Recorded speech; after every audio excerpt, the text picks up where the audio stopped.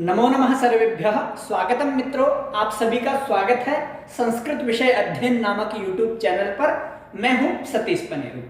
तो मित्रों, हम महाकवि माघ द्वारा विरचित शिशुपाल वधम के प्रथम सर्ग को पढ़ रहे हैं।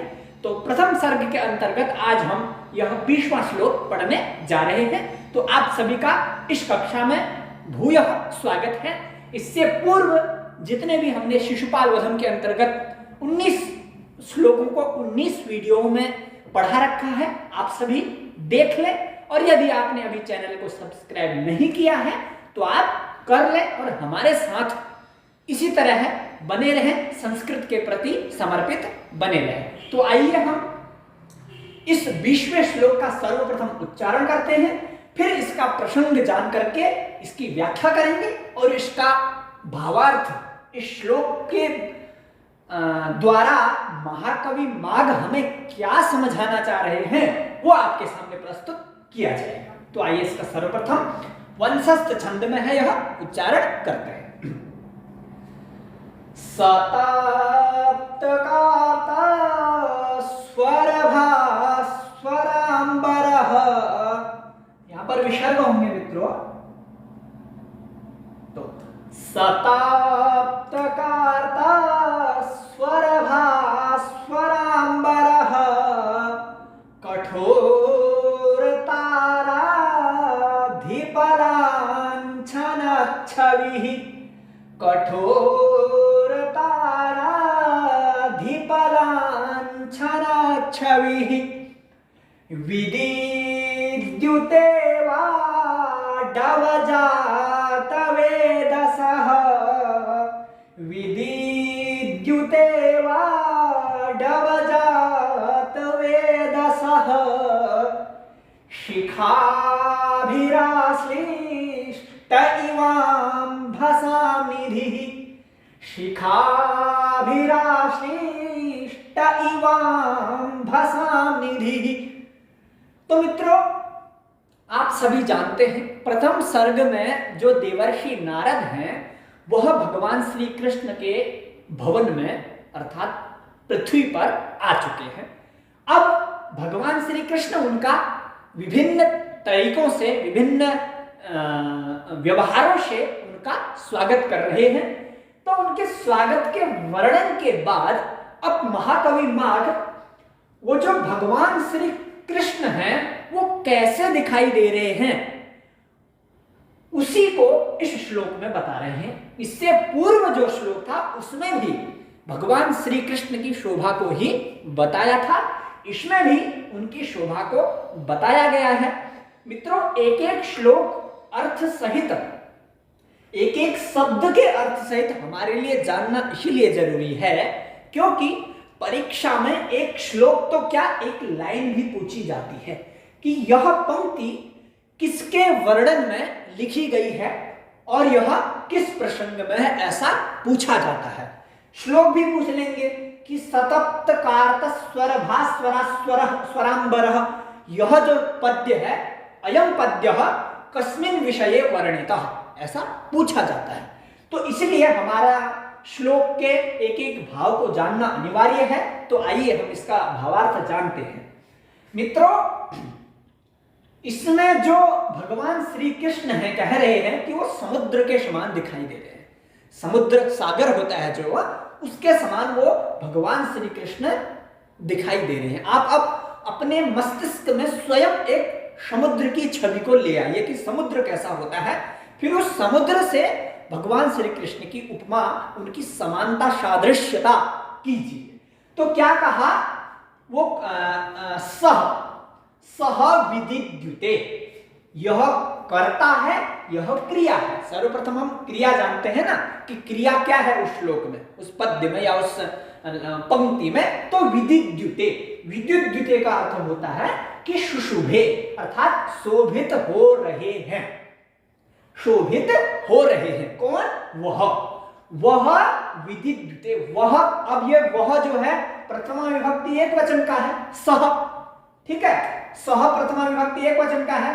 तो प्रथमा विभक्ति एक वचन के जितने भी इस श्लोक में शब्द हमें दिखेंगे वो इसी के विशेषण बन जाएंगे। अर्थात सह विद्युते। तो वो सह कौन है, कैसा है? तपकार्त स्वर भास्वरः सह विद्युते, कठोर ताराधिप लांछनः छविः सह विद्युते।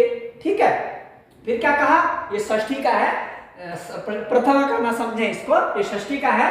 तो वाडव जात वेदशः शिखाभिः आश्लिष्टः इव अंभसाम निधि सह विद्युते।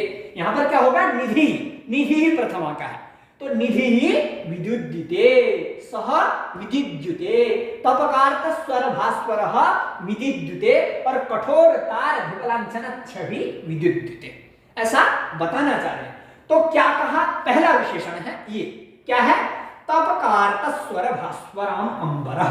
वो सह कैसा है? वो अंबरः, अंबर वाला है। अंबर एक तो आसमान को कहते हैं और दूसरा वस्त्र, कपड़े को। अंबरः धारितः सह विद्युते, कपड़े को धारण किया हुआ वह शोभित हो रहा है। अंबरः कीदृशः अंबरः, जो कपड़े हैं वो कैसे हैं? वो है भास्वर, भास्वर होते हुए। भास्वर मतलब देदीप्यमान, चमकते हुए। किसकी तरह चमक रहे हैं वो? कार्तस्वर, कार्तस्वर के समान चमकने वाले कपड़े वाला वह शोभित हो रहा है। कौन? भगवान श्री कृष्ण शोभित हो रहे हैं। और वो कार्तस्वर यानी कि स्वर्ण, कार्तस्वर कहते हैं स्वर्ण को, सोने को। तो वो स्वर्ण कैसा है? बोले तप्त, तपाया गया। अर्थात जब हम स्वर्ण को तपाते हैं तो उतना ही वह चमक मारता है, उतना ही चमकने लगता है। तो तपाए हुए सोने की सुंदरता के समान कपड़े को, अर्थात अंबरः सह विद्युते, मानो वह क्या है? सोने, तपाए हुए सोने के समान पीले वर्ण के कपड़ों को धारण किए हुए हैं। कौन? भगवान श्री कृष्ण। और कैसे हैं वो? दूसरा विशेषण है कठोर ताराधिप लांछन छवि। क्या कहा? इसमें तो उनके वस्त्रों के बारे में बताया, उन्होंने पीले वर्ण के वस्त्र पहन रखे हैं क्योंकि स्वर्ण पीले वर्ण का होता है। और फिर इसमें बताया वो छवि, जो उनकी छवि है, जो उनका आंतरिक, जो उनका स्वरूप है, शरीर है, वो कैसा है वो बता रहे। वो है कठोर ताराधिप लांछन, लांछन के समान छवि। लांछन कहते हैं कलंक को। जैसे चंद्रमा में जो कलंक लगा हुआ है, तो चंद्रमा वैसे तो श्वेत वर्ण का होता है, कलंक लगने के कारण वहां पर वो काला हो जाता है। तो छवि ही लांछन, उनकी छवि कैसी है? श्याम वर्ण की है थोड़ा। लांछन किसका है? वो कलंक किसका है? ताराधिप, तारों का अधिप। आसमान में तारे होते हैं बहुत सारे, उन तारों का राजा कौन होता है? चंद्रमा होता है। तो ताराधिप लांछन छवि, अर्थात तारों के स्वामी यानी कि चंद्रमा की लांछन की छवि को धारण करने वाले। और ताराधिप कैसा है? वो कठोर है। कठोर मतलब पूर्ण। यहां पर जो कठोर शब्द है ये पूर्ण के लिए प्रयोग किया गया है, क्योंकि चांद के तो 14 स्वरूप होते हैं, कभी छोटा बड़ा, छोटा बड़ा, इस प्रकार से होता है। तो कठोर मतलब पूर्ण चंद्रमा वाले, अर्थात वो कैसे लग रहे हैं? पूर्णिमा के चंद्रमा के समान, पूर्णिमा के चंद्रमा के लांछन के समान छवि ही धारण करने वाला वह सह विद्युते, वह शोभित हो रहा है। अब बताएंगे कि वह निधि है। निधि मतलब खान है किसी चीज की। किसकी खान है? अंभसाम निधि। अंभसाम कहते हैं समुद्र की, अंभस कहते हैं समुद्र को।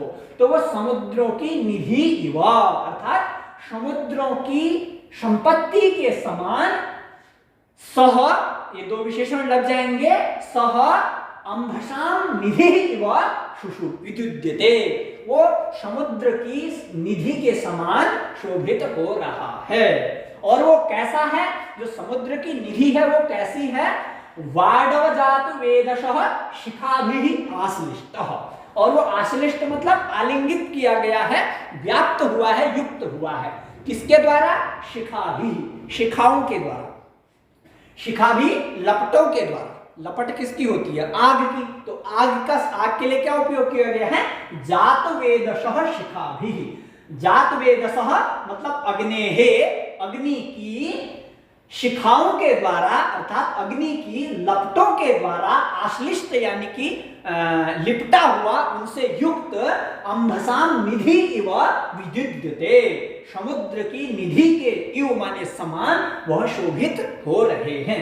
और वो अग्नि कैसी है? जिस अग्नि की लपटों वो आश्लिष्ट हैं वो अग्नि है वाडव, वडवानल कहते हैं। 3 प्रकार की अग्नि होती है, एक तो वनाग्नि जो वन में लगती है, और एक वडवाग्नि लगती है, समुद्र में जो आग लगती है ज्वालामुखी, तो उसको कहते हैं वडवानल। तो वडवा जात वेदश अर्थात समुद्र में लगने वाली अग्नि की शिखाओं के द्वारा आश्लिष्ट माने आलिंगित हुआ अंभसाम निधि इव सहतप्तकार तस्वर भास्वरांबरः कठोर ताराध्यपलांछन छवि सह विद्युद्यते।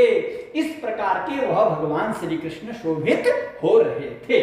ठीक है, इस प्रकार से श्लोक का भावार्थ होगा। क्या कहा? तपे हुए कपड़ों, तपे हुए सोने के समान कपड़ों को धारण करा है उन्होंने, और पूर्णिमा के चांद के कलंक के समान जिनका शरीर है श्याम वर्ण का, और समुद्र में लगने वाली आग की लपटों ने जिनको आलिंगित किया है अर्थात उन्होंने उसको पकड़ रखा। किसको? समुद्र को, क्योंकि समुद्र की जो अग्नि है वो समुद्र को तो पकड़ेगी, श्री कृष्ण को तो नहीं पकड़ेगी। तो वाडव जात वेदस मतलब समुद्र में लगने वाली लपटों, आग के लपटों ने आश्लिष्ट किया है समुद्र को। उस समुद्र की निधि के समान वह, उस समुद्र के समान, अंबसाम निधि किसको कहते हैं? समुद्र को। जलों की निधि जिसमें बहुत नदियां युक्त होती हैं, बहुत नदियां मिलती हैं, तो जल नदियों की खान हो जाती है, तो उसको अंबसाम निधि यानी समुद्रम इव, अंबसाम निधि इव अर्थात समुद्र के समान विद्युद्युते, वह समुद्र के समान शोभित भगवान श्री कृष्ण हो रहे हैं। तो मित्रों, इतना इस श्लोक का भावार्थ आप सभी को जानना है। तो यदि आपको यह प्रयास अच्छा लगा, आपने पूरा वीडियो देखा, आप सभी का धन्यवाद। आप सब्सक्राइब अवश्य कर दें, क्योंकि आपको लाभ है इससे, हम निरंतर बने रहेंगे आपके साथ। तो अगले वीडियो में आप सभी से मिलते हैं। नमः संस्कृत।